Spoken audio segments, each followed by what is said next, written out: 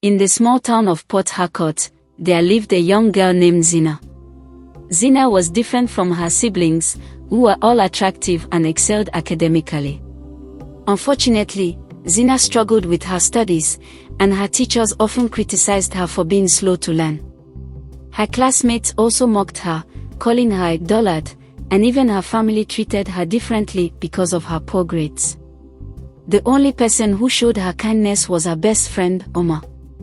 Omar was both intelligent and attractive, but she appreciated Zina's kind and humble nature. When Omar first arrived at St. John's Community School, Zina was the only one who offered her a seat. From that moment on, they became inseparable. Omar admired Zina's strength, even though everyone else seemed to look down on her. Even Zina's family was unkind.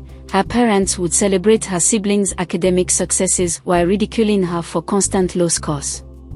At the end of each term, Zina would retreat to her room to cry. Her siblings received gifts for their achievements, while Zina only got scolded and mocked. Omar would comfort her during these times, encouraging Zina not to let her family's words bring her down.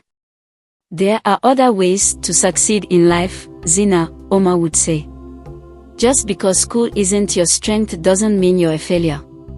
Zina appreciated Omar's support, but she still felt the weight of her family's disappointment. One day, Zina gathered her courage and approached her father, hoping to share a dream she had nurtured quietly. "Papa, I want to learn how to sew clothes," she said. But her father merely laughed and dismissed her. He couldn't understand why she would pursue tailoring, especially given her academic struggles. Undeterred, Zina asked her mother for help, but her mother pushed her away as well.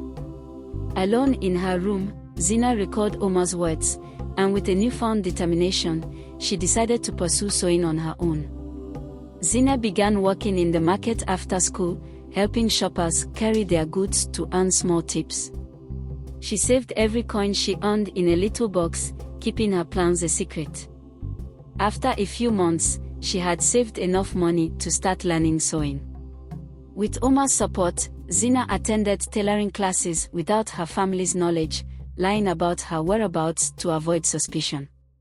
She was making progress, and for the first time, she felt a sense of purpose. One day, Zina's father saw her at the tailor's shop. Furious, he accused her of stealing and, despite Zina's pleas, sent her away. When Zina's mother intervened, he shockingly declared, "She's not my daughter." Zina was stunned, realizing that her father had never truly accepted her. Heartbroken, she left home, and with nowhere else to go, she turned to the tailor who had been teaching her. Moved by her story, the woman took Zina in.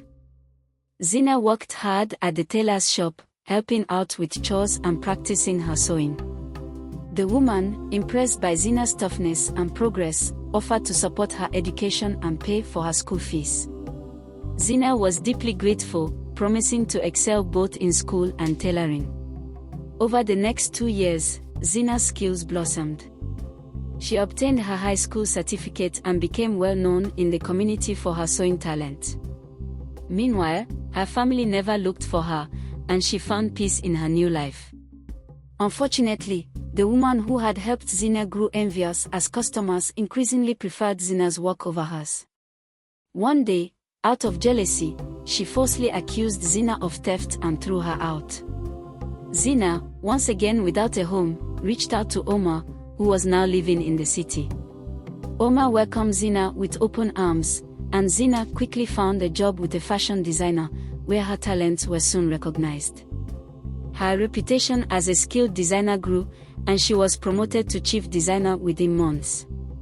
Zina's dream of owning her fashion brand came closer when she met a former customer, who offered to invest in her business. With the woman's support, Zina started her own brand, and her success soared. She became a household name, attracting clients from far and wide. Zina eventually bought a home, hired apprentices, and built a life that reflected her hard work and efforts. Back in Port Harcourt, Zina's siblings, despite their academic achievements, struggled to find jobs. Their father, once so proud, now mocked them for their inability to secure work. Zina's sibling eventually sought her out in the city, humbly asking for employment. She, having moved beyond her past resentments, agreed to help. She provided jobs for her siblings and even returned home to visit her ailing mother. In her final moments, Zina's mother confessed that Zina's biological father had died before she was born. Her stepfather had never accepted her, which explained his cruelty. She forgave her mother, finding peace as she passed away.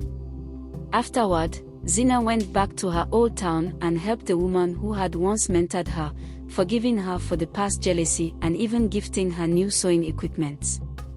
Zina's story of kindness spread, and she continued to grow her brand. She and Omar, her loyal friend, eventually married and found happiness with their families. She became a symbol of hope in her community, proving that one's path to success is unique. The moral of this story is that we are all blessed in one way or another. We aren't all created the same. If everyone is a banker or doctor, who will be the mechanic fixing your cars? There is something each of us is good at. The goal is to find it and capitalize on it. No one knows tomorrow, and the future is unpredictable. Life is unscripted, so it is wise to be good to others, as they may be your ladder to success tomorrow. If you enjoyed this story, please make sure to click on the like button, share, subscribe to this channel and turn on the notification bell for more sweet stories like this one.